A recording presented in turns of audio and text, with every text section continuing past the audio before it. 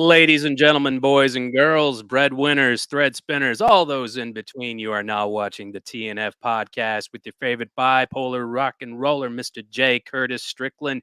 Today, guesting on the show, we have the guitarist of one of the best hardcore metal melodic acts to ever come out of Charlotte, North Carolina. We have Mr. Josh Brigham. What's going on, man? Not too much, man. Just been watching some football today, hanging out. Nothing too exciting. Day off. And you guys are Panthers fans, no? Yeah, which Trash. is rough. Which is rough right now. Yeah, it's been it's like I'm wondering if just like with the way especially like CJ Stroud today goes to Cincinnati and beats the Bengals. It's like I can't remember who was drafted before Jordan, but like Jordan was number 3, in the draft. I'm not to be honest with you, I'm like the worst when it comes to football. I'm more of a baseball fan, but Yeah. I know that they're not doing too well this season. We're a trash football team right now. Absolutely. I mean, we're injured like crazy on defense, and we just don't have an offense, period, in the story. So. And that always astounded me about HOPESFALL was because you guys were like the emo metal type guys, and then it was like, oh, we're gonna go watch football. I'm like, man, that is such a sharp juxtaposition between like that scene and like the whole sports aficionados. I know, but I don't know, man. It's just like a football fan, like period in a story. Grew up watching it, that seems to be the case. Football fan. That seems to be the case with a lot of the kids that kind of grew up around here. It was like a familial thing. Like they grew up watching it, and so it just kind of became a tradition when they got older. Oh yeah, for sure. And then we got the Panthers like when I was in high school. It's like, now I guess we're 27 seasons into just having my heart broken every year. Yeah, that's true. Yeah. It's interesting to talk about family a little bit and your upbringing. Did you grow up in Charlotte?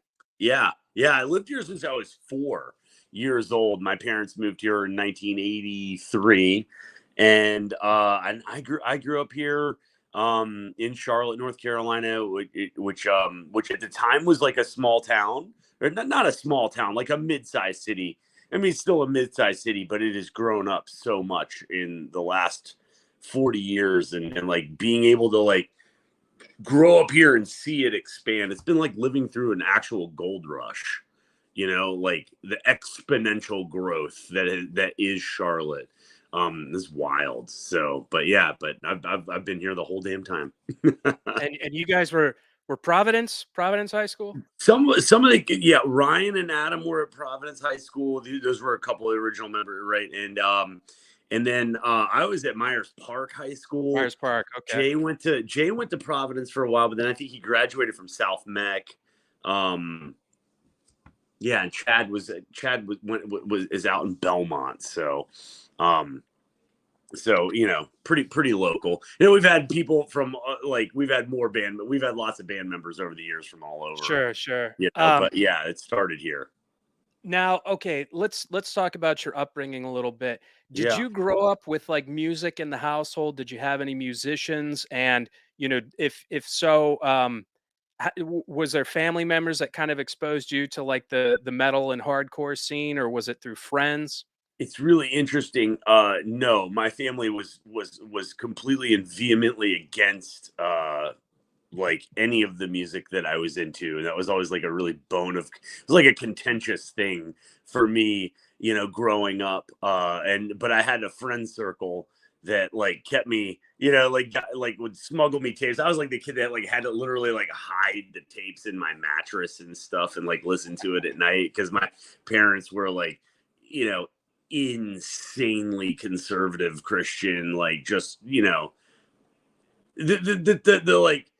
kind of stuff that they would make like a documentary out of, and people would be like, dude, does that really exist? And you're like, yeah, it really does. And it exists a lot here in the South, we're surrounded by it. And so no, like music was something that was like, it was an outlet, it was an identity,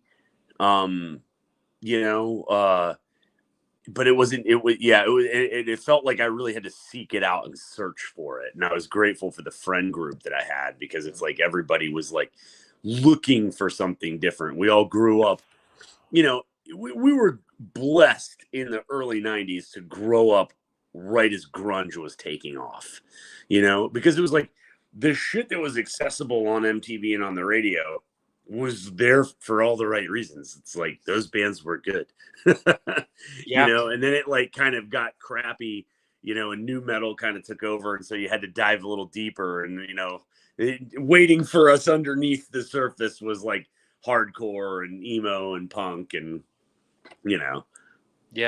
Yeah, so no doubt. I know that back in the day, it always used to be kind of hard to access a lot of those, some of those early bands. And I remember that there was Manifest discs and tapes on Independence Boulevard. I don't even know if they're still around, but that was like you it's could on go there. it's on South Boulevard. It's on Oh, it's is on it? it's on South Boulevard. Yes, but I mean But it used to be on Independence, no? no, it was always on South. But Oh, like okay. what was on Independence? On Independence was Rock and Roll Emporium. That's what it was. Do you Yeah, yeah, remember yeah. that place? Yeah. Yeah, definitely. But So I remember I used to go to Manifest and you could, get like, and somebody has a question here. I always thought of Hopesfall as Cave In for the Trustkilkins. Is that a fair take? yeah, sure. That's very fair to us. Like they're one of my favorite bands. Like I freaking love Cave In. Yeah. So Yeah, it's just crazy because you could go to Manifest and you could get Cave In and you could get Coalesce and you could get, just whatever just stuff that was, technically flying under the mainstream music radar, you could find it there. And that yeah. was, that was a real blessing to have. And those two bands you just mentioned, Cave In and Coalesce, were definitely like high on my list of things that I was listening to and super into. So what were some of the other influences of yourself and, the members of Hopesfall? So let's start with like the grunge stuff because it's like that was really truly like the foundational level for us. But like Siamese Dream from the Pumpkins changed my life. You'd Prefer an Astronaut from Hum, same exact thing. But I was really into the Pixies and Dinosaur Jr. and the Toadies and Rage Against the Machine and Soundgarden and all of this stuff that you would think like, okay, good 90s rock, and then when it started going into like the emo and the hardcore, we were super into there was a disc I'm sorry, I'm saying this wrong. There was a mail order catalog from a little company called Crank, and I think they were out of like Omaha, but they were like getting like the Jade Tree record stuff and the Saddle Oh Tree yeah. record stuff. So it was like we were listening to Cursive and Promise Ring and Mineral and Braid, and so there was like that over here. And then like on the hard side of it, we were listening to a lot of Coalesce and Botch and Drowning Man. So Dillinger and Converge and like, and then eventually, it was kind of great because it's like we were super big fans of these bands, and then we're like playing with these bands, and Isn't like that touring, wild? it was freaking wild. So we're Yeah. thrilled, to kind of like get to share the stage with the people that we considered like our musical heroes. And that's interesting that you should mention that because, I used to play in a Stained Glass Romance back in the day, and I Okay. remember like we were like, "Oh god, Hopes Fall," like you guys are so awesome. And then we ended up sharing the stage with you and Stretch Armstrong and Hate Breed, and we were like, I can't believe we're here right now. It was so Yeah. incredible to me. Yeah. So yeah, I didn't that's know a that like you were in stained glass. Yeah, that's I great. never talked. I mean, I've talked about it a few times on this podcast, but it's like kind of one of those like I always say I was never in that band, Yeah. but like Yeah. it was a great kind of formative experience because we did get to kind of, you know, play with a lot of our musical influences and we were actually really like flattered when you guys are like, "Oh, we got to come in and like watch you guys and stuff." I was like, like this is crazy, Yeah. So let's talk about the formation. Was Hopesfall your first band? No, it wasn't the first band, but it was still the same group of people, right? We had another band, and then Hopes Fall eventually came about. Like, I had me and then the other guitar player Ryan of the original lineup. Like, we both went off to college, and then we would just drive back to Charlotte on the weekends to have band practice. And then we were just like, this is ridiculous. We should just transfer back to UNCC. And Just so, for the band. yeah, like, so we started the band like while we were freshmen. He was at Elon, I was at Montreat. And then we were just like, this is ridiculous. And so we both just came back to UNCC. And, so sophomore through senior in college was when we were, just in the formative years of the band, like, and eventually put out the like a full length, the Frailty full length, and then we got the EP with Take Hold Records, and that came out probably when I was like a junior in college, probably like 2001. And I think that kind of got us on the map a little bit more, because the whole time we were in college, we would go on summer break, on spring break, on winter break. We'd always tour, and it was very, you know, trading shows with kids in other towns with bands we didn't know. We only knew them through reputation and the internet, like the early days of the internet. Um, and then eventually, like right when we graduated college, like we got signed to Trustkill, and then like 2 months later, we were in the studio. And then for the next 5-6 years, it was just like, let's go, let's get out Yeah. there. It was crazy that you guys signed to Trustkill because, we always thought that you guys were, like, bound for Solid State Records. Did they ever approach you guys or anything? They did, but they offered us like a 5 record deal or something, and we weren't having it. And we were just like, that's too much. And Trustkill gave us like a 3 record deal, and you know, we just went that route. And we also wanted to avoid like the Christian label. We didn't want to go on Solid State because of that, because like we were all getting to a point where we grew up, in church and stuff like that, and then we'd get into college and get a little bit older, and we're like, the world's a little different than our little bubble that Sure. we grew up in. I don't know if this necessarily resonates anymore. Uh-huh. So I think that was I mean, I know for a fact that was a huge driving factor in going to Trustkill, because it was like, all right, we'll leave that behind. So, would it be safe to say that you guys have kinda disassociated with yourself with that, like, Very as much far so. as as far as a label-wise, or is that something, like, you guys are still, like is anyone still spiritual practitioners?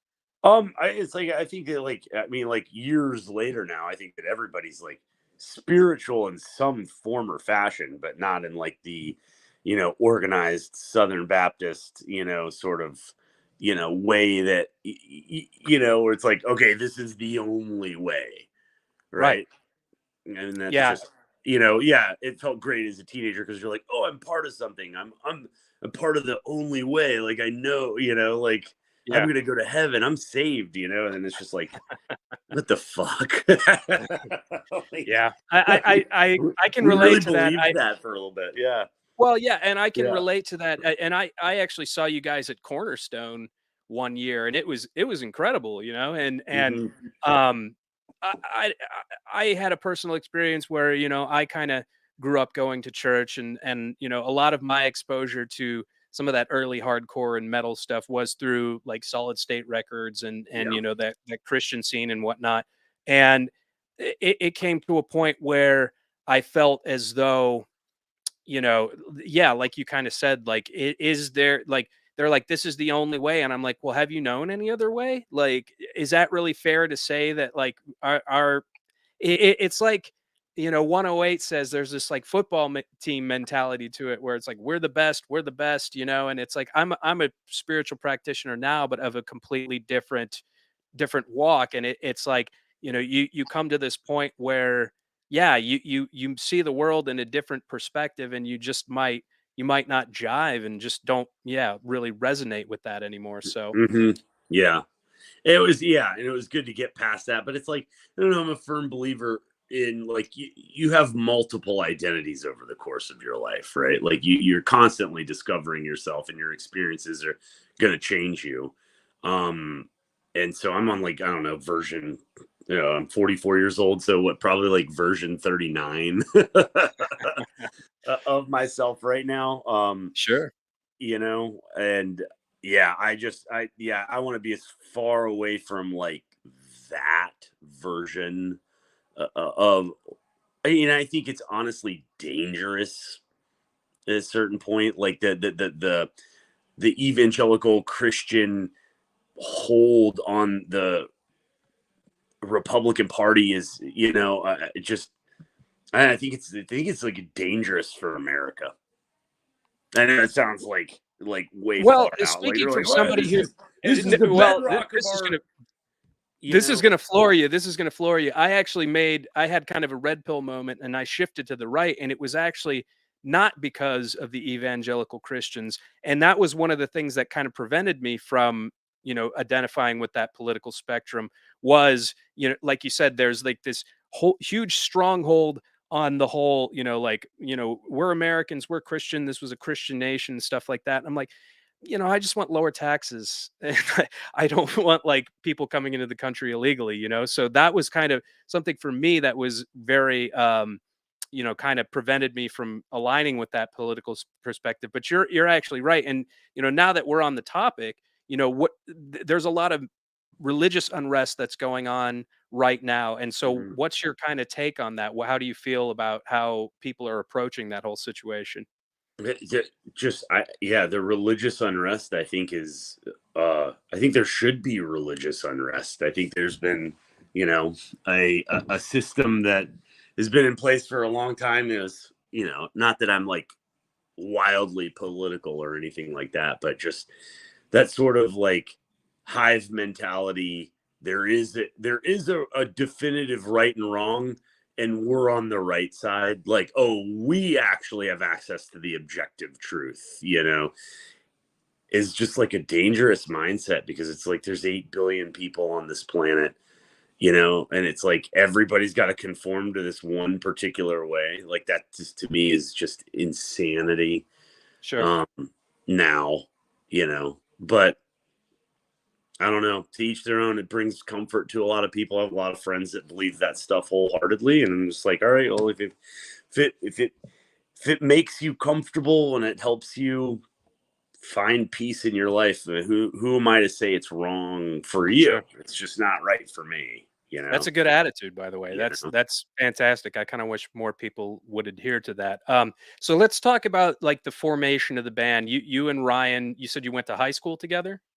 Well, like we all actually went to youth group together. Me and Ryan and Adam, and at the time our singer's name was Doug, and then we had a bass player named Uh, Chris, and we all went to the same like youth group, and we were just all into music, and we were all just yep. like, yeah, let's start. Like when we started the band, there were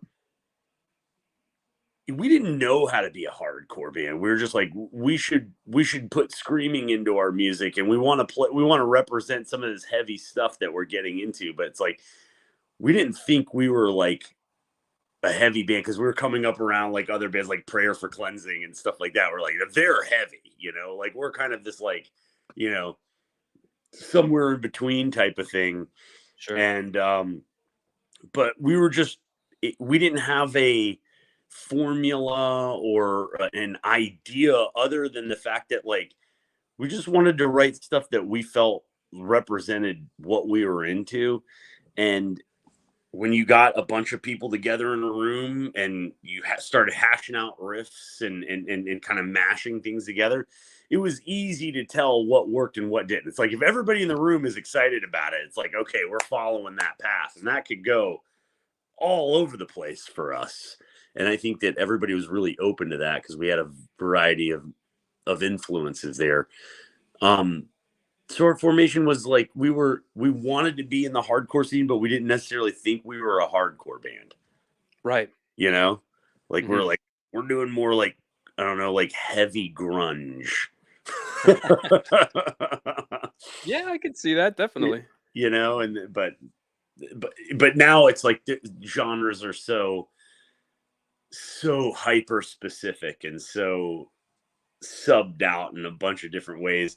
And it's funny because people ask me when we talk about music, because somebody was like, "Oh, you're in a band," and we start talking, and they're like, "Well, what is it?" And I'm like, "Well, I think if you were to like go online, I think that you would call it post-hardcore."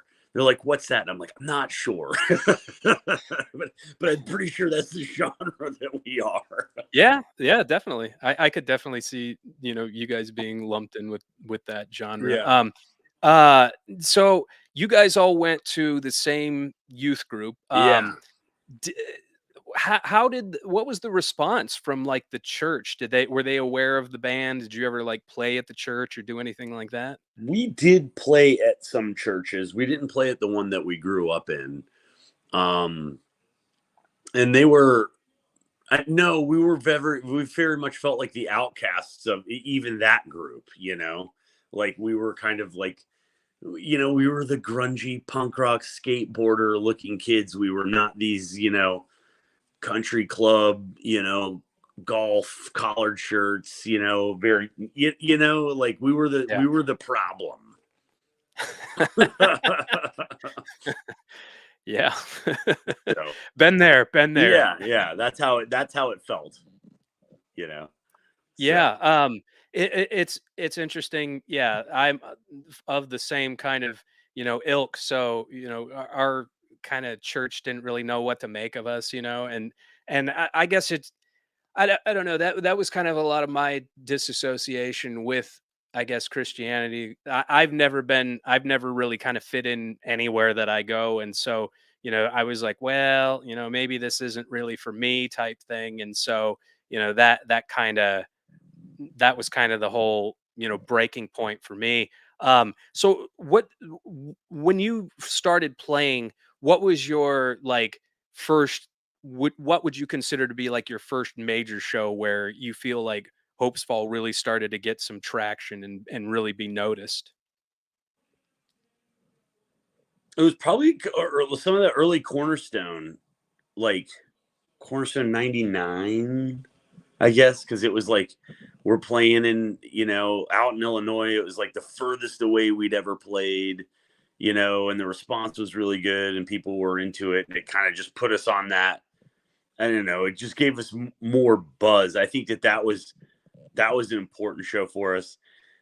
And then it just kind of steadily built. It was like, oh man, it'd be great to play with bands like Poison Well and Hatebreed and Coalesce and eventually we did all of those things. And then it was like, oh man, we'd love to get on a full US tour. And eventually we did those things, and it was like, I don't know, for us, I felt like we had a really lucky trajectory. Like we hit at the right time for us and for our style and just kind of everything through those first years. There was lots of hardships in those years, and there was like lots of infighting and member changes and this and that and the other. But looking back on it, it was a pretty steady upward trajectory.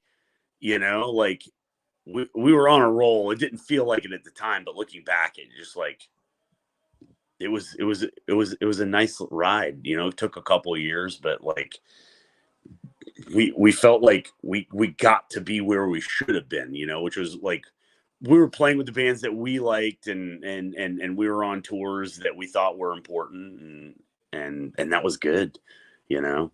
But I'd say that early Cornerstone show was a big deal.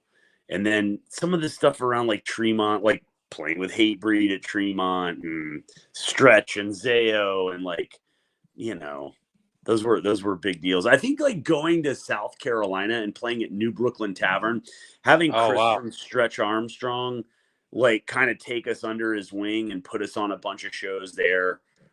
Like we got to open for a lot of good bands at New Brooklyn, and that was really cool. Yeah, that Yeah, was a really that was a great venue, and great. Chris, he was always, like, grinding out there, and it's interesting that you should mention South Carolina. Ground Zero and Uncle Doctors were, like, huge for us, Spartanburg, we yeah, used man. yeah, we used to play down there a bunch. I think that's where we played with you guys, and then, Chris ended up booking us at, Uncle Doctors with, like, Zayo and Unearth and Under Oath, and, like, it was incredible, Mhm. so, yeah, South Carolina had a really happening scene back in the It day. did. It did. Yeah, it was almost like a second home, like musical home Same. to a lot of bands, Yeah. So you guys, you did the EP with Take Hold, And then, eventually, how did you end up talking with Trustkill? How did they reach out to you, or you reached out to them? They reached out to us, and then we went up there and played. They got us on a show up at CBGB's with like Brothers Keeper, and there's a bunch of other. I mean, there must have been like 10 bands on that show that were all like relevant at the time. And then we met the guy that ran Trustkill and talked to him and started that relationship there. And it wasn't much longer after that we were we were in the studio, like we were ready to go. Yeah. Yeah. So I think he brought us up. I remember we were all kind of like, Hopesfall signed to Trustkill. We were like, what? Was that kind of a typical response from a lot of people? Yeah. Yeah. But like it was like, yeah, we did. Like we're like it. What we almost kind of wanted that. Like we wanted to go a different direction with it, and I thought that was a good move for us at the time. Yeah. Yeah. So okay, you did Trustkill, and then you guys were kind of dormant for a while now. We broke up in 2007, just because it's like everybody, we're making music and we're not making money, and everybody's getting into their later 20s and looking at life just like, wait, do I want to live in this van for the rest of my life? And there was plenty of turmoil within the band, and so we broke up.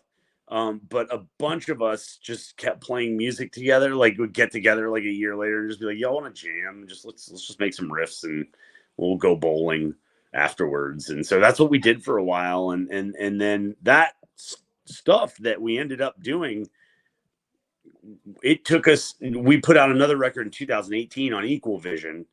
And so there was an 11-year gap between records. But a lot of it was that a lot of those songs or riffs that we had cultivated when we were just like fucking around, ended up forming the basis of what became that Arbiter record. It unintentionally, like we were happy to let HOPESFALL go. We're like, well, that was a failed experiment and it was a good time, but like, it's time to move on. And then we just like, our old producer, I would send him the demos and be like, hey man, give us a deal to come up. Like, for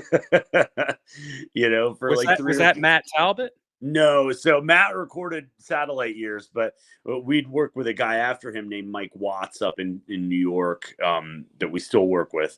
And he got us in touch with Equal Vision and made that happen. So there was a couple guys like Dan from Equal Vision, Will Putney, who's part of Graphic Nature, which is like a sub part of Equal Vision, where I guess like Will and Dan have kind of their passion projects. Will's like a producer that's in a bunch of bands. Like he's in Better Lovers and End, and he's like Grammy nominated. Like he's done all kinds of stuff, like Wow. big metal acts and things like that. But Nice. Those three guys were really influential in getting us reestablished, I guess, or like Nice. kind of giving us this avenue to be creative again. That's awesome. Yeah. Kate Reddy just was on the show not too long ago. Oh yeah. Yeah. That's Yeah. wild. I'd love to have Steve on this show and kind of talk to him about Equal Vision and whatnot. So the impetus for starting the band or restarting the band then was you guys were just kind of jamming and whatnot. Did you guys do anything like side projects or aside from just screwing around, or was it just you guys were jamming and then you guys just started to make this happen again? Kind of that. Yeah. Like we were jamming and we fully thought, we ended up naming the record Arbiter, but we thought we were starting another band called Arbiter. And then when like everybody got back to us, it was like, if you call this HOPESFALL, we'll pay for you to go to studio. We're like, oh shit. Well, okay. That could work. Awesome. Yeah. And you guys had a short like project. I don't know if you were involved in it, but wasn't it called Bradley Fighting Vehicle? Oh or was yeah. We did. We only played like 2 shows, but it was like a total like we would dress up in like army green and like put like face paint on, and like all of our songs were about like it's kind of hilarious, but it was like the US military being like a dominant force. So, and all the songs were just about blowing shit up and like winning World War II. Like, I mean, it was That's just so awesome. fucking ridiculous, but it was fun. Like our shirt, the only merch we had, we wore our own merch. It just had like a picture of a tank, and it just said "We will bury you" underneath it. And like, yeah, it was very Stylistically, like though, what grindy. stylistically? Oh, it was a grind. It was very grindy. It was just breakdowns and thrash parts. Okay, Yeah, okay. yeah, 2 minute songs, just yeah, you know. That's all. So I never got a chance to hear it or see it, but I always heard about it, and I'm I like, don't think you. that's pretty I realistically, I don't think you missed much. okay. All right. Good. Um, uh, okay. So, tour experiences. I always like to ask people about this as far as, um, what was when you were playing out with the band. What was like your most sacred moment as far as like shows are concerned? What did you um what do you feel like was probably one of your best shows ever? Best show ever. Hmm. I think that the most exciting tour. I think like it comes down to a couple tours. I mean, we did multiple tours with Every Time I Die, and those were always special. Those were always sold out shows, big energy. Felt like we were doing the right thing. We were in the right place at the right time. We opened for Coheed right when Second Stage Turbine Blade came out for them, and Oh wow. every show was a sellout, and they were on the ascent big time. And that felt really important and cool. And it was like the energy was it was just felt electric every night, like people were stoked about this show.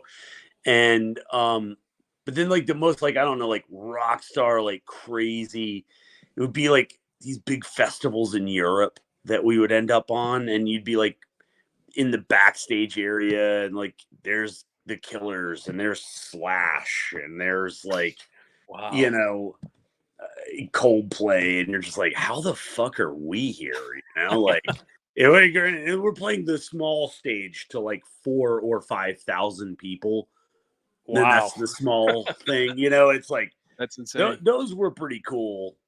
I don't remember if we played the same show as Coldplay. I might just be making that up. I'm just reaching for bands that are like, Sure, sure. but the Killers, yes. It's like I saw Brandon Flowers walking in like the catering line, and I'm just like, I fucking love your band, dude. Like, like you wrote Mr. Brightside. That's very cool. That must be one of those you made it moments. And it's funny that you mentioned the Killers. You should check out, if you haven't seen it already, the Frank Sinatra AI, where he does Mr. Brightside. It's incredible because it sounds like a real Frank Sinatra sound. He does that, Oh, and he does uh Master of Puppets by Metallica, which is nice. actually awesome. Yeah. So okay, so you guys played in Europe, and what would probably be one of uh your most hilarious stories, something that you can mine from, where it was either something unfortunate or just something wacky, or just something that would be unique to being in a touring band? Like, oh, Could man. have a few, maybe. Yeah, that's what it's like. Okay, it's like, where do we go with this? There's so many, and there's so many that are just lost as well, right? Like Sure. they just happened in a haze of weed, smoke, and alcohol, and like you don't even remember. Um, but oh man, I'm sorry. I'm like the worst at this because it's like some of my favorite ones. I can't tell. They're just like too dark and Oh, weird. no, you Uh, oh, too dark and weird? I was gonna yeah, say this show, you could tell whatever, it's completely free form, yeah. whatever. No, we'll keep it like PG. Like PG? Okay. you know, Jesus, like good tour stories.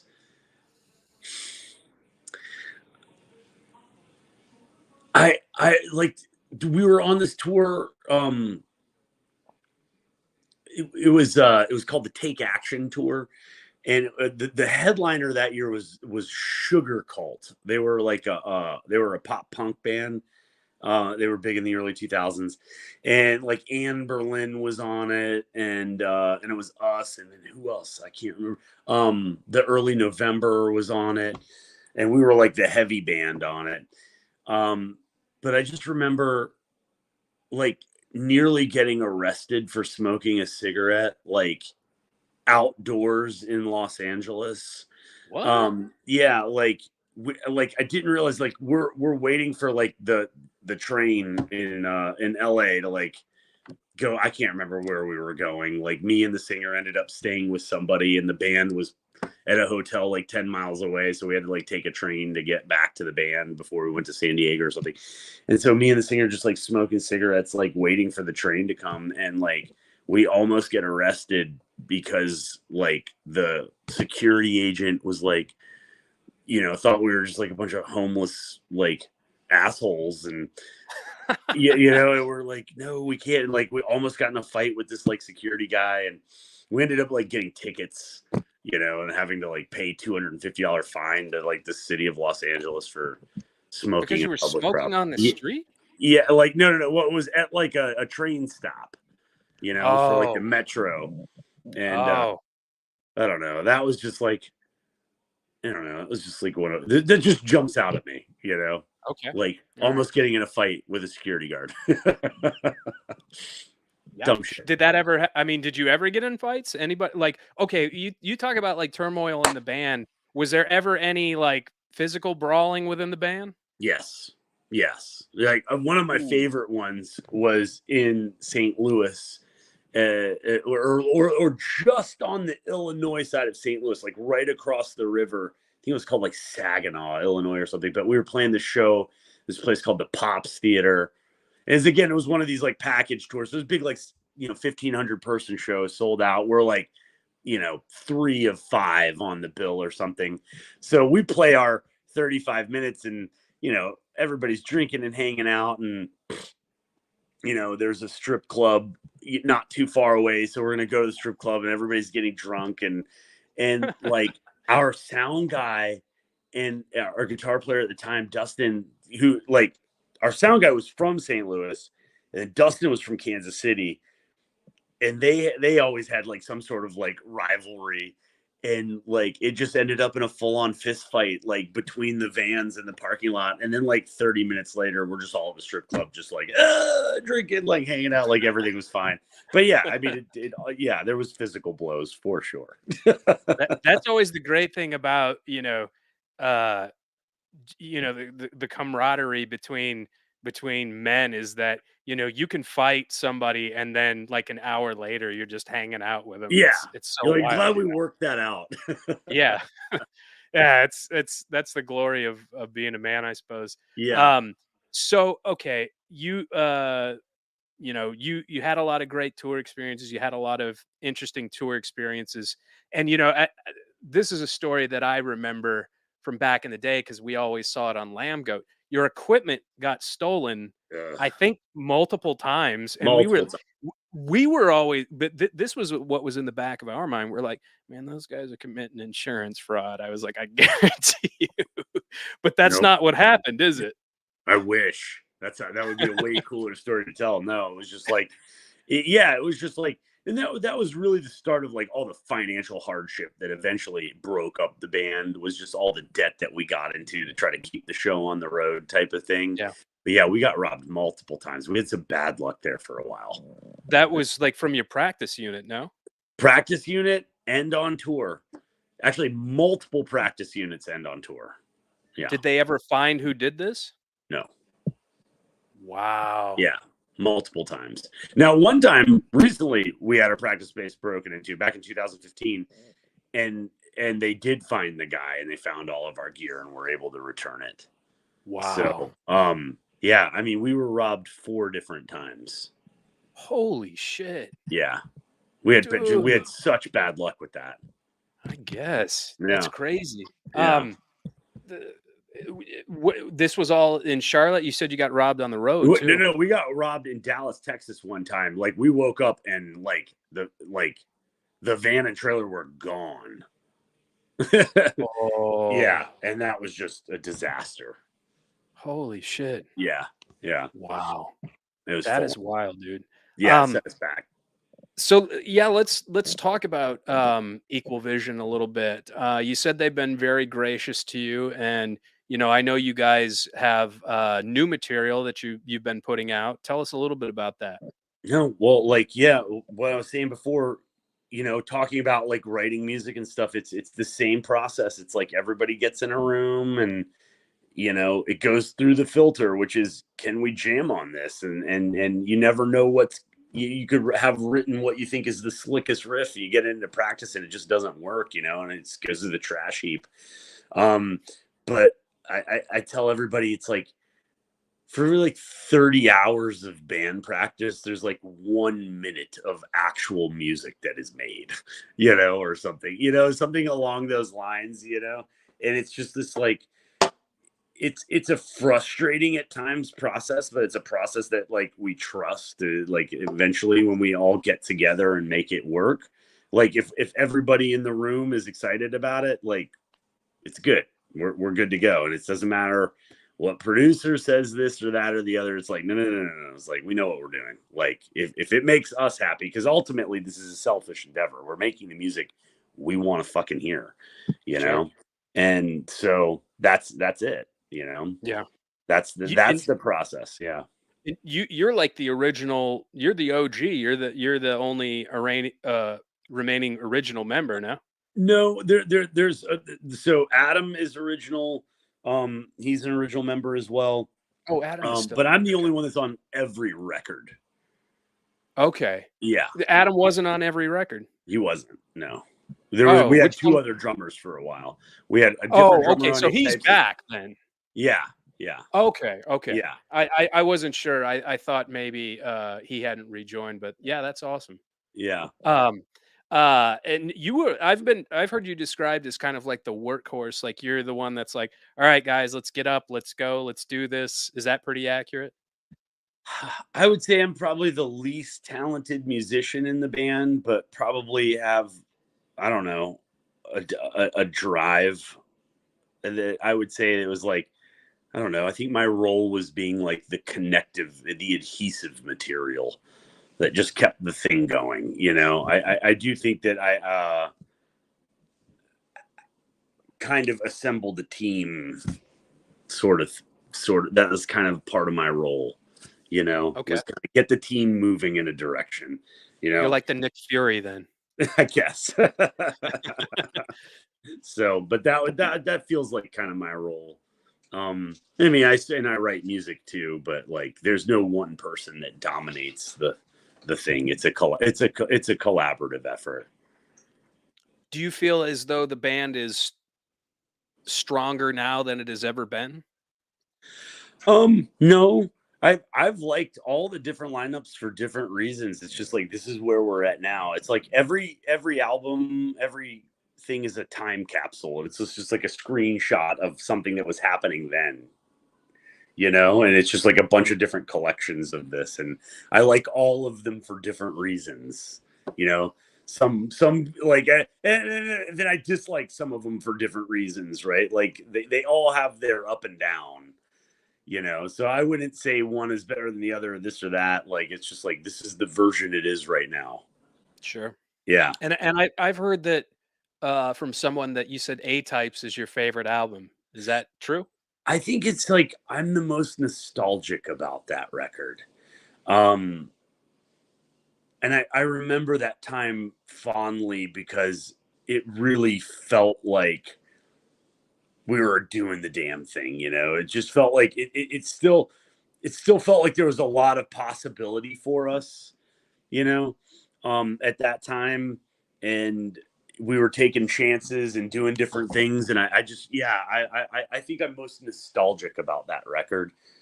Like, yeah, I don't know if I have like Yeah. I'd say like musically, my favorite is the most recent one. The is Arbiter. Okay. I think that's our most complete, accurate representation of what like HOPESFALL is. Mhm. But yeah, but A Type's just, it's special to me for just the time, the Okay. time of my life. I really like that album personally. I think it's some of your guys' best material, Well, truthfully. thank you, dude. And it's completely like it's more melodic than some of the older stuff, and I find myself when I do listen to it, I tend to gravitate more towards the later stuff because you guys have definitely, it shows like this growth and maturity within the band, and it's sometimes kids are like, oh, I want to hear No Wings to Speak of, and what was the one that everybody Satellite loved on years. Frailty? Well, no, Satellite on years. on Frailty, Oh, shines through. not Shines Through, the other one, Broken heart of a traitor. Broken Heart of a Traitor, that was Yeah, it, yeah. I yeah, was thinking Death to Traitors, but I'm like, "Nah, that's a beloved song." yeah, Um, but, yeah, I think it shows this, like, immense growth and, to be able to keep a band together for that long is just, astounding, and then to be able to kinda, put it down and then pick it back up much later, just really, that to me is amazing, because I don't think I've continued on with any endeavors I've had in my life. Like I quit something and then I just quit. I'm just done, So yeah. that's amazing. So let's talk a little bit about your day job. To, and I'm not going to get this right again, but describe a little bit about what you do and what Yeah. the process of that is and how it kind of helps people. So I teach something called foundation training, which is it's hard to describe exactly what it is. The best way you could think of it is spinal hygiene. Um, it's a pain management protocol that was invented by a doctor who himself was in a ton of back pain, but he was also the strength coach of the U.S. men's Olympic water polo team back in 2008, and his back went out on him so bad. And this guy's like 6'2" and jacked up, and he's a big strength coach, and but also a doctor. His back goes out on him so bad, and he's like, what the hell have I done to myself? I'm you know that like I can look like the peak physical fitness, but like at these very delicate joints in my low back, like I am not distributing my weight correctly because I am ground out. And um and so this guy, his sacrum was fusing into L5. L5 was fusing into L4. He had a couple other herniations. And the neurosurgeons were like, dude, you need to have fusion surgeries, like multiple fusion surgeries to stabilize this joint. And this doctor, whose name is Eric Goodman, was like, there's got to be a way to strength train the spine at length so that all the muscles that are literally woven around the vertebral column, if you just pull them apart like you're pulling two ends of a rope apart and it gets taut with length, right? It's like, how do I do that to the spine and hold on to it and strength train that so it's like I build the space back muscularly to hold the vertebrae in place so that the discs aren't being compressed and pressing into the nerves. Right. So this guy comes up with this process, and I end up finding it because at 31 years old, I had to have an artificial disc put in my neck. It turns out head banging can have some side effects. So, careful. But I was, I got this surgery in my neck, and the neurosurgeon was like, son, your neck is going to be fine. But he's like, your low back is trash. You have the spinal health of an 80-year-old. And he's like, you have massive early onset arthritis, you have disc degeneration at multiple levels, you're going to need multiple fusion surgeries. And I was 31, and my question was, why? Like, I've never been in an auto accident, like any substantial accident. I haven't been physically compressed like I was in NFL football or something. Like, what the heck? And he's like, I don't know, man, you got bad genes. And he's a neurosurgeon. So I was like, okay, well, that's, I guess, genetically, this is what I'm working with. Um, Mhm. and then for 3 years, everything went downhill for me, like in the chronic pain sort of way. I was doing all kinds of different therapies and trying a lot of different things, chiropractic and body work and acupuncture and inversion tables and zero gravity chairs and this and that and the other. And all of it gave me some temporary relief, but nothing made me confident in my back, you know? And so I see this TED talk of this doctor, Eric Goodman. And at this point, I had just had like my third cortisone injection of the year, and it was like July. And the doctor's like, you can't have any more of these. Like, there's a limit to this, you know? You have to start thinking about scheduling the surgery. We're going to need to go in there and stabilize these joints. And I see this TED Talk. I'm like, well, I haven't tried this guy's. He has the same injury I do. And he says he fixed it. And I haven't tried this yet. So I bought his book.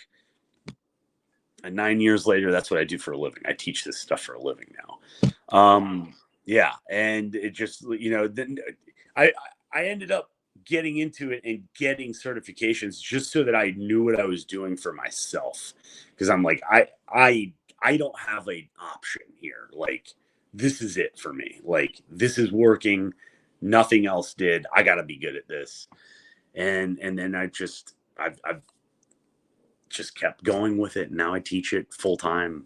So my job is dealing with people that are in chronic pain, chronic back pain, and most of my clients are typically like 50 and up. And it's people that have had surgeries and have gone through traditional physical therapy and have tried a lot of different things and are just not getting the results they want. And I'm typically like a last choice. Like, I would say that I exist in the alternative healthcare field.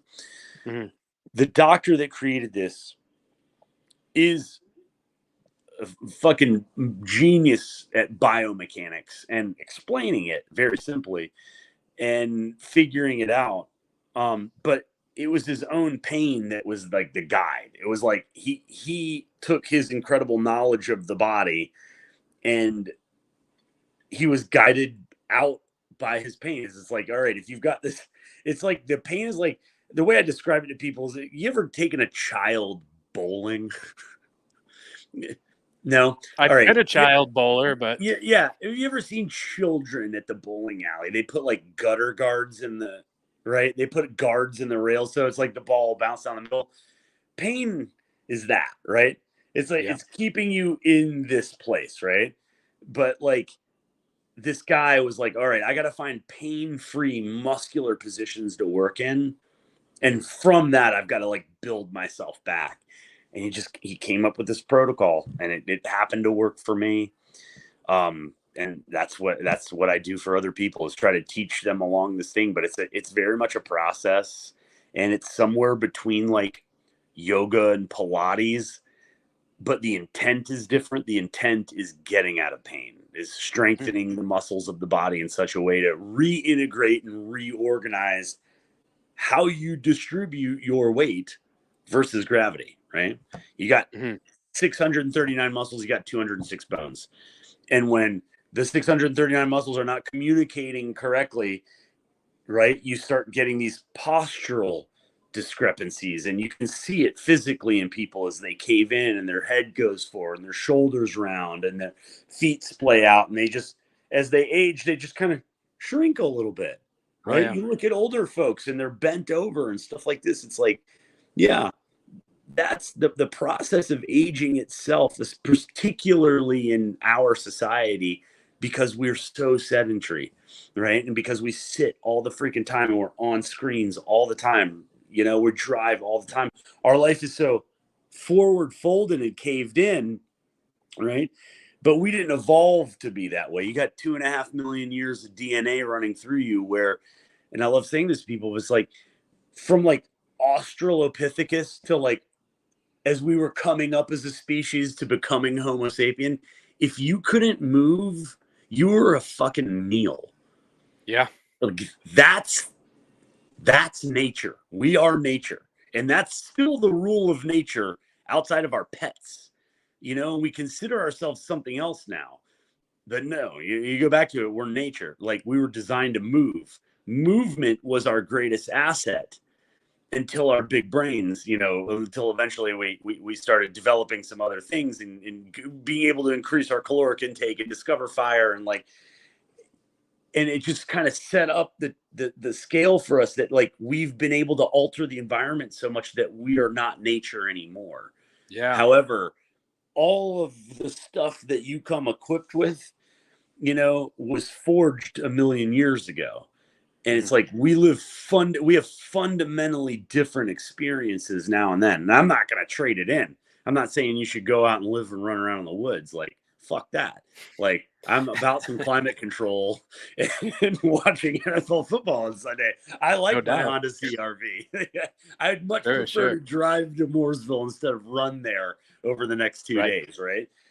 But there's a cost to all those conveniences. And you got to go in the other direction muscularly and pull yourself back to this more neutral and engaged sort of space. And when you do that and you do it consistently, you can start to rebuild the musculature and the way that it communicates and basically, and I've said it already, but the way you distribute your weight versus gravity is either through this connected web of tension and counter tension, or it isn't, you know. And it Yeah. just so happens that people with back pain share these very common deficiencies, and it's like, okay, well, we've got this protocol that takes you in the opposite direction and is really helpful and really Yeah. effective.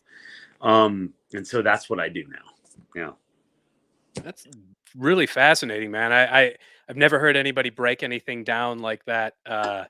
Because it sounds, yeah, like you said, we've kind of been conditioned as a species to enjoy our luxuries and our conveniences, and unfortunately, yeah, that makes us kind of uh, Soft. not as concerned with movement and stuff, and people don't exercise and like what I was talking to you beforehand, like my L5S1 is completely shattered, and so I did the cortisone shots, I had surgery done, I was doing the yoga therapy, and I just I think that sounds like something that a lot of people could really benefit from, but it's like you said, it's kind of under the radar. A lot of like older folks go and do stuff like that. It's a new modality, and ultimately, I think the overall hope is that, not that it like throws traditional PT out, but that like it is absorbed into the larger Western medical system.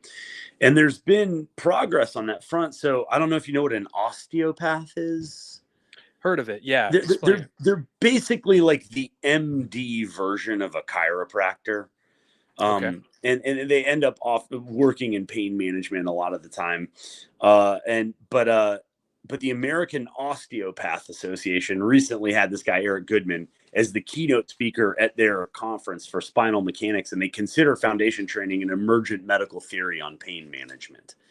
And so what would be ideal for FT is to get a third party to conduct essentially trials and studies, and put it to work. But of course that costs so much money, and right, there's not a lot to be gained in the medical system from a do-it-yourself therapy. Right. Yeah. So the money to study it on the level that it would need to be studied to get adopted on a large scale system just doesn't exist yet. Mm. Yet. My But my do-it-yourself therapy was methamphetamine for a while. So oh yeah, yeah, mine was drugs and alcohol too. yeah, definitely not healthy. And yeah, I mean, like I said, that sounds like something that could be like beneficial were it because when I was looking at your Instagram, I'm like, okay, this looks like yoga, this looks like Pilates. I'm like, but it's not, and so how would people go to find out more about that? So like my website is just adapt CLT to just adapt Charlotte. So I just started a company at some point, and just basically the company is me. But adaptclt.com is me, or if you go to foundationtraining.com. But the doctor that created this has 3 books on pain management and biomechanics, and it has a bunch of different protocols. Um, it's incredibly effective for the people that buy into the process, but that's the hard sell, is that, and the reason I said it, I call it spinal hygiene, is because it's not like you do it for a little while and then you're better. It's like you got to do it all Continual the time. process. Yeah, it's like it's got to be something that you do daily, because it's like you're not gonna, the answer is not don't sit, don't watch TV, don't look at your cell phone. Like that's an impossible ask. Right. Because you do these things daily, you need to do something that takes you the other direction daily.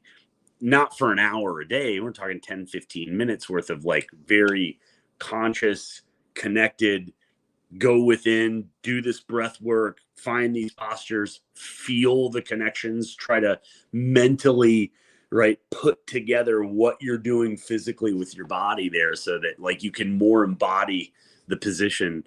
And I think so it's hard. It's a big ask. It's Yeah. especially big ask of people that are hurting, you know.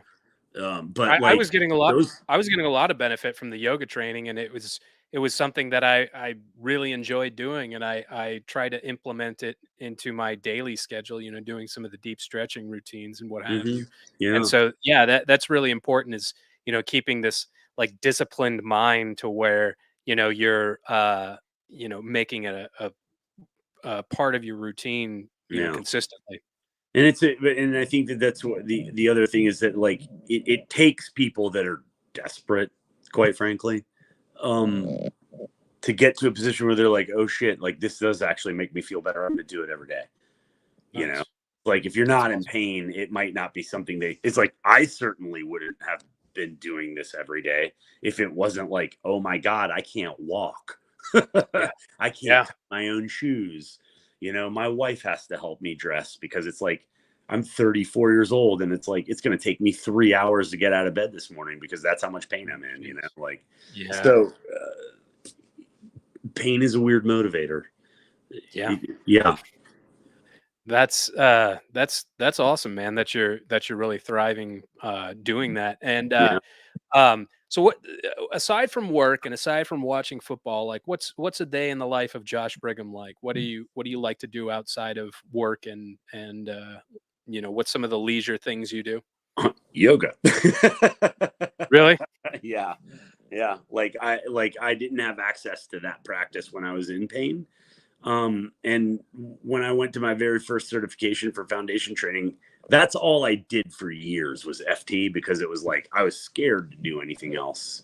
Um, but once I started regaining the confidence in my body and my ability to move, and I went to the certification, and one of the things that the doctor said, like on like the last day of the certification, was like you should try other movement modalities, you know, like Tai Chi or yoga or Qigong or and I was like, okay, like I'll do that. And so I went to this Korean Tai Chi studio, and I was go every day for like 6 months, and and then the guy moved back to Korea, and I was like, okay, well I gotta find something else, And so then I went and tried yoga, and I was like, oh, I get it now. Like I get this. This makes a Yeah. lot more sense to me coming from where I'm coming from, and so that's honestly like my hobby slash workout outside. I tell people yoga's the sport I play. Foundation training's how I train for it. Yeah. Yeah. Because yoga is very much adult gymnastics. It's not a pain management. The intention behind yoga isn't pain management, right? Ah, The, that's good to the, know.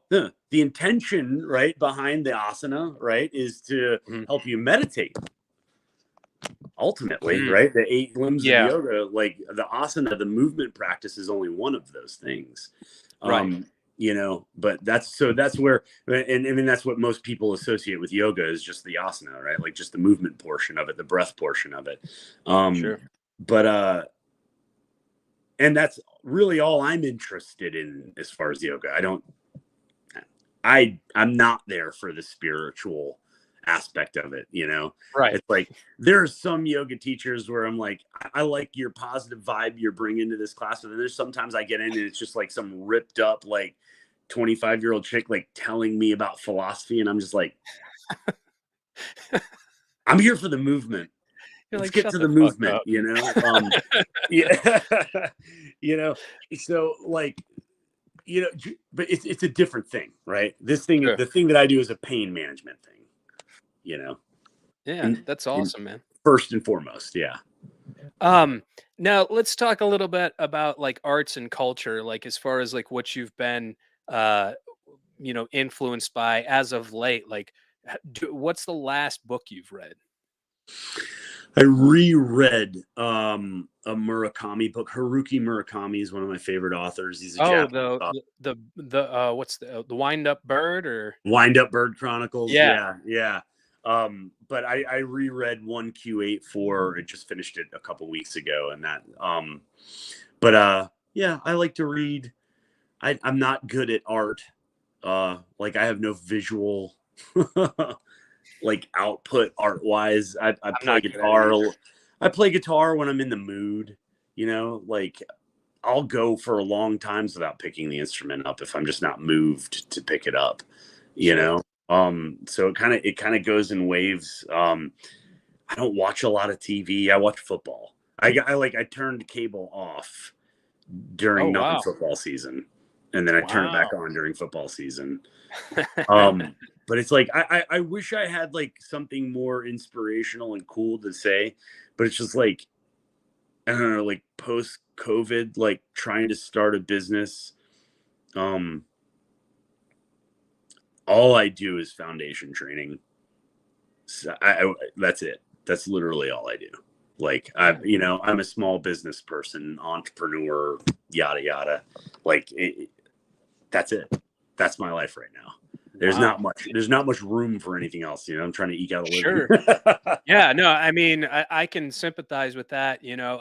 As you can see, anybody who's viewing, underneath the us, there's a little banner, Hell's Heart Merch Company, where I do custom printing shirts, and I've got my own designs and whatnot. And yeah, that's been really like that's taken me a lot of money. And I was doing the yoga teacher training. I was planning on doing it as a way to heal myself and have some sort of steady supplemental income. Hmm. And but yeah, I can definitely sympathize. It's hard to create a business and maintain that, and it definitely requires a lot of your time. Yeah, So yeah, that's amazing that you're able to have the discipline to and the fortitude to be able to keep up with something like that. um and you guys have a show coming up with Code 7. we do. We do. In December in Winston-Salem at the Ram Cat, December 15th, Code 7's putting out another record, which I am thrilled about because they're one of my favorite bands. And I've been fortunate enough to hear the record, and they have outdone themselves. It is amazing. Again. And I'm excited for people to hear what those guys are capable of. And it makes me proud for like North Carolina music, like that something this good is coming out of this area again, with this group of people that I feel loosely affiliated with. I'm Well, you excited. guys used to share the stage with them a bunch Oh, back in the we've day. toured with Code 7 a bunch. Yeah. Yeah. Yeah, lots of Yeah, times. I mean that Dancing Echoes Dead Sounds was I rocked that pretty religiously. Like that is a good damn album. It is Yes, it really good. is. Yes, it It was is. completely, even when they did The Rescue, they were kind of starting to change their sound, and I was like somebody showed it to me and I was like, "This is Code 7?" I was like, "What?" I was like, "Okay." But it ended up being really good, and then the next release after that was also, like, incredible, so I'm gonna Yeah. have to check that out. I really jive with that band and, I'm I'm awesome dudes. excited for people to hear it. Like Okay. I'm Is excited is for there it. anything out of it right now? There's one single out. There's one single. Okay. I can't remember the name of it, but there's one out. Yeah. Okay. So December 15th at the Ram Hmm. Cat in Winston-Salem. Yeah. That's around my birthday. I'm gonna have to go check that out. I'll be at Oh, Madball the night before, but I'll nice. definitely come out and check you guys out. It'd Oh, be that would be nice to see some of the people that I haven't seen in a while and see. The last time I saw you guys actually was with Code 7, and I think it was at the new Ziggy's, and this was like years ago. I want to say it was like 20. 2011. We did like a reunion show there. That was it. Yeah, Yeah. yeah. Yeah. So yeah, that'll be nice to be able to see you guys again because, like I said, I think that was the last time. But well, is there anybody else you wanted to shout out, or aside from bands, or anything you think people need to listen to, read, see, anything like that? Oh man, I've been so like band wise lately. I've been really into Every Time I Die's new band, Better Lovers. Have you listened to You're this the yet? no, the third person that's recommended that to me. Have you heard it yet? I have not, and I Oh, need man. to.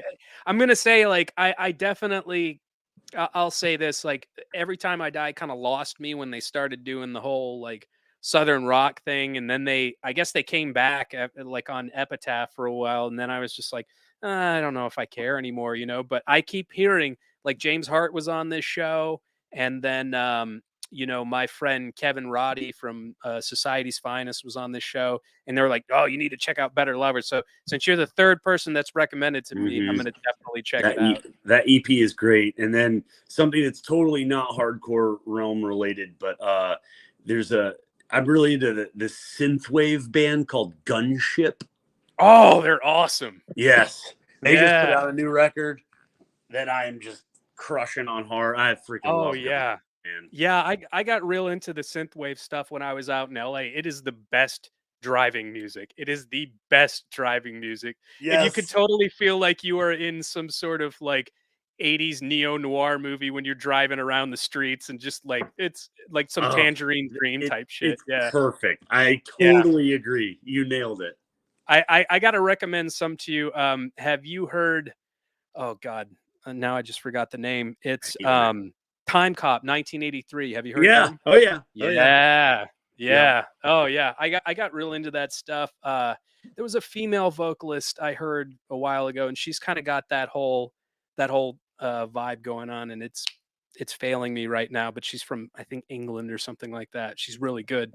Um, yeah, it just I think it recaptures that whole, like, 80s, kind of vibe, but just really is kinda bringing it to, like, a new generation. I Yeah. don't know if you've ever heard, and this is kind of on the opposite end of that spectrum, but, Gesaffelstein, have you heard them? I don't know it. Oh, okay, so I don't know if you've seen John Wick 4. I know you say I, you don't watch a lot of TV or movies, I but they haven't do the seen sound. John Wick 4. I think Okay, the last time I think I watched a John Wick movie when we were coming back from Japan, like on the plane. I watched okay. a John Wick movie, yeah. Yeah, I hadn't, got into them until recently, but the Gesaffelstein, they do the soundtrack. They were kinda like a heavier, like, industrial, uh, kinda I don't know what you'd call them, but they've got more of a driving feel and kind of a more edgy feel than, like, Gunship or somebody like that. But, they're incredible. They did a song with, The Weeknd that's amazing. Okay. Um, but yeah, I'd highly recommend them, Say if you're the kind name of again. Gesaffelstein. Gesaffelstein. Yeah. Gesaffelstein. I'll Okay. send you some later. Please. It's some of my, like, my favorite shit, and again, like, being in LA, like, it it's it's funny just being able to drive the streets at night and listen to something like that and then see all the city lights, like, lit up and everything. Yeah, you just feel like you're in a movie or something. And Yeah. Harold Faltermeyer, who did, the Beverly Hills Cop 2 soundtrack, is like Okay. that was another good one. I was just like, "Man, this is fucking awesome." So, Yep. yeah, Gunship. Any people you wanna shout out? People I want to shout out. Let's see. I'll always end up shouting out Dr. Eric Goodman, the guy that created foundation training. Like people, if they're, if you've had chronic pain issues and you're looking for some alternative, maybe this could help. But that guy is I'm grateful for that dude for his experiences and what he's put together coming out of that. I think it's important. So I'm I gonna would have say to look check that him guy out, up. yeah. Yeah. Yeah, Dr. Eric Um, Goodman. well, cool. Josh, I wanna thank you so much for being here, and like I said, you can check Hopesfall and Code 7 out December 15th at the Ramcat in Winston-Salem. And we'll post some of the links to the newer material that you guys have here in the comments. And if anybody wants to get in touch with you as far as your occupational stuff, we'll Yeah. go ahead and post the links to that too. Yeah. And uh, thank you again so much. I just want to again shout out or shout out. I want to go ahead and plug Hell's Heart Merchandise Company. We've got a bunch of cool swag that's up there. All the shirts are on sale now for $20. They're printed on Bella Canvas T-shirts, 50% polyester, 25% cotton, 25% rayon blend. So the shirts feel like a dream. But yeah, go over and check that out. And please follow me on Instagram at the TNF. You can see it right there. The T and F podcast on Instagram. And yeah, just, everybody, thank you so much. Josh, I want to thank you again for being here.